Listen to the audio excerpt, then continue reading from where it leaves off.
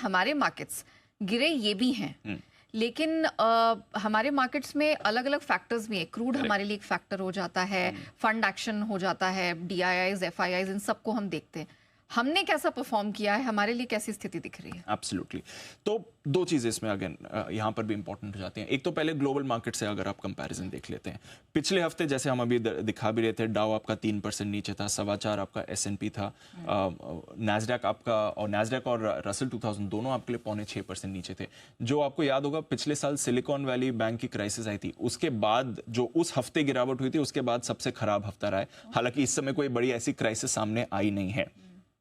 उसके मुकाबले अगर आप देखें, डाउ आपका 3% गिरा है, निफ्टी आपका 1.5% गिरा है। ओके, राइट, वहां पर नैस्डैक बड़ा इंपॉर्टेंट इंडेक्स है, हमारा बैंक निफ्टी बड़ा इंपॉर्टेंट इंडेक्स है। वहां पर नैस्डैक आपका 0.6% गिरा है, हमारा यहाँ पर बैंक निफ्टी 1.5% गिरा है।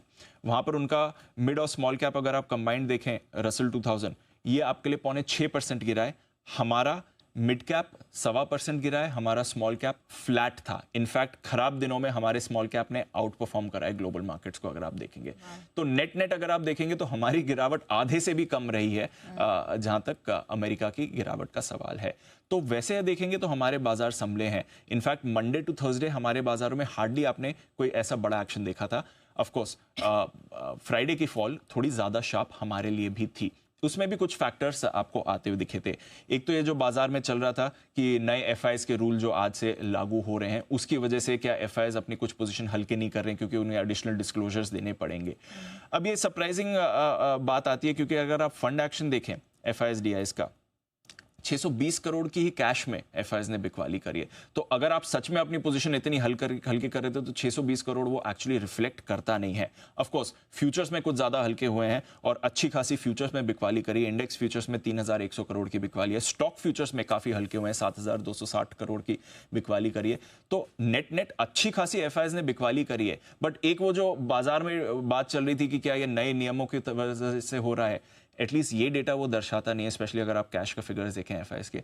दूसरी बात, ये काफी समय से बात मालूम थी, ये बात नई नहीं आई है कि आपके एडिशनल FI डिस्क्लोजर नॉर्म्स आ रहे हैं। काफी समय से 3-4 महीने से बाजार को मालूम था ये होने वाला है। तो क्या आप आखिरी दिन तक वेट करने वाले हैं बेचने के लिए और फिर आखिरी आधे 1 घंटे में आप बिकवाली करेंगे? तो ये थोड़ा अब वो बात है कि आप ढूंढेंगे कि चलिए बाजार कमजोर है, हमारे बाजार गिर रहे हैं, ग्लोबल मार्केट्स वीक है, तो आप उसे जस्टिफाई करके कह सकते हैं कि क्या ये नए FIs नियम की वजह से तो नहीं हो रहा है।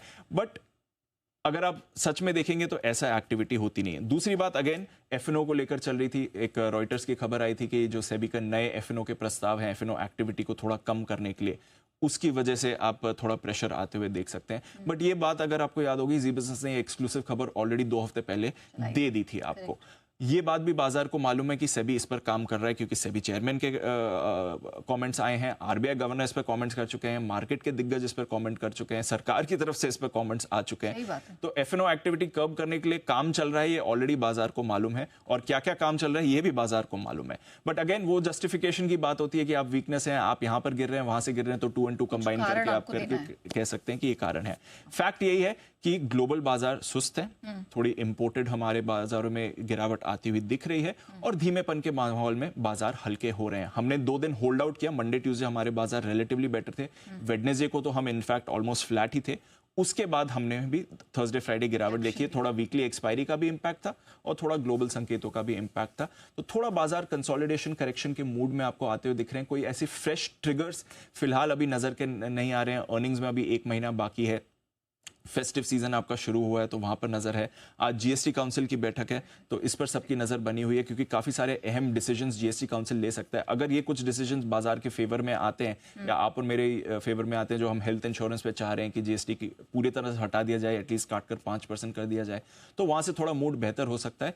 But net net consolidation correction का मूड क्लियरली स्क्रीन पर तो आपको दिख ही रहा है। ओके, तो ये जो GST काउंसिल की बैठक है या फिर जो फेस्टिव सीजन चल रहा है, इसके अलावा भी कोई एक्शन है? क्योंकि प्राइमरी मार्केट में भी भारी एक्शन है, उसका भी आपने जिक्र किया था। एग्जैक्टली, तो आप देखिए पहले तो हमारे घरेलू फंड्स पूरे सपोर्ट के मूड में दिख रहे हैं। बड़ी गिरावट आई, DIs ने अपनी पॉकेट खोली और अच्छी खासी खरीदारी करी। दूसरा, ठीक है आपको सेकेंडरी मार्केट या इक्विटी मार्केट में अच्छी खासी गिरावट दिख रही है, बट प्राइमरी मार्केट जो IPO मार्केट है इतनी गर्म हमने आखिरी बार 2007 में देखी थी। करेक्ट। अगेन तो वो आपको संकेत दे रही है कि इस समय एपेटाइट है बाजार में, डिमांड है। इस हफ्ते इतनी सारी आपकी आईपीओज खुल रही हैं, आज आपकी 3 आईपीओज खुल रही हैं, 7,500 करोड़ की लिस्टिंग हो रही है, आने वाले समय में लगभग 20 आईपीओज आ सकती हैं, ऐसा मानकर बाजार चल रहा है। तो जो आईपीओ एक्टिविटी इस समय काफी गर्म हो रही है, उस पर सबने नजर बना कर रखी है। दूसरा आप देख रहे हैं कि लिस्टिंग पर क्या जबरदस्त एक्शन आ रहा है। इकॉस लिस्टिंग हुई, वहां पर हमने देखा जबरदस्त मूव आते थे। बाजार स्टाइल रिटेल लिस्टिंग के बाद यहां पर आपने एक्शन आते हुए दिखा। तो लिस्टिंग पर भी बाजार में एपेटाइट बन रही है। तो आइडियाज की कमी है इस बाजार में, क्योंकि लोग पैसा इतना डाल रहे हैं। तो आईपीओ मार्केट में वो एक्टिविटी आप काफी गर्म होते हुए देख रहे हैं और लोग खरीदारी भी कर रहे हैं। तो वहां से कोई परेशानी नहीं है। इनफैक्ट आप ये भी कह सकते हैं कि कुछ लोग थोड़ी अपनी पोजीशन हल्की करते हैं ताकि आईपीओ में पैसे लगाने के लिए भी उनके पास जगह रहे। तो ये तो कोई खराब संकेत दे नहीं रहा है। ब्रॉडर ट्रेंड अब तक हमने देखा है बाजार का बुलिश ही रहा है। अगर आप हाई से देखें 700-800 पॉइंट की आपकी गिरावट हुई, तो ये हार्डली एरी चीज होती है। जो एक लॉन्ग टर्म बुल मार्केट चल रहा है उसमें आप 700-800 पॉइंट गिरे, ये हार्डली अगर कुछ होता है। बट हाँ, एक अहम सपोर्ट है जो अनिल जी भी कह रहे थे, 24,850 का बनता है, एग्जैक्टली उसी सपोर्ट लेवल पर आप बंद हुए। तो यहां से अब देखना है कि क्लोजिंग लेवल्स पर क्या हम इस सपोर्ट के आसपास सस्टेन कर सकते हैं या नहीं। जो आपका हाई है निफ्टी का, वो अब आपके लिए एक अहम रेजिस्टेंस बन जाता है। तो एक रेंज आपको नियर टर्म के लिए तो एटलीस्ट मिल रही है। सुस्ती का मूड है, डेफिनेटली उसका इंपैक्ट भी बाजार में आते हुए दिख रहा है। बट कोई ऐसी बड़ी गिरावट अब तक तो आई नहीं है। ग्लोबल मार्केट्स से रिलेटिवली हम बेटर परफॉर्म कर चुके हैं। अब यही देखना पड़ेगा कि अगर हम होल्ड आउट करते हैं, फंड एक्शन कैसा रहता है, उस पर इंपॉर्टेंट नजर हमें रखनी पड़ेगी।